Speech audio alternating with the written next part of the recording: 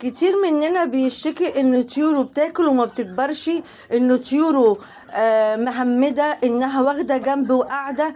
طب اعمل ايه؟ طب ما انت لو عرفتي السبب هتعرفي تعالجي صح.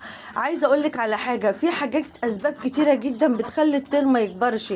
يعني انت ممكن يكون عنده ديدان وانت مش واخده بالك، ففي الحاله دي الاكل اللي انت هتحطيه الطير هياخد منه جزء بسيط جدا، فمش هيأثر فيه ومش هيكبر معاكي بسرعه.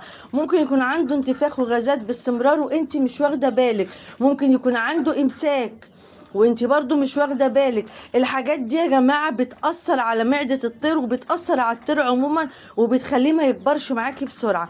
عايزه اقولك علشان تعالجي الحاجات دي لازم تحطي حاجات مضاده للسموم، وكمان تحطي في رتل الميه، تجيبي رتل ميه وتحطي فيه معلقه اكسجين مره في الاسبوع، وثلاث مرات في الاسبوع تحطي معلقه خل في رتل ميه وشربيها لطيورك لانه مطهر جدا. وباستمرار تحطي الفحم او الفلاجين، ده هينضف لك معده الطير وهيحافظ لك عليه ويكبر بقى معاك الطير بالصلاه على الحبيب المصطفى بسرعه جدا. وتابعيني.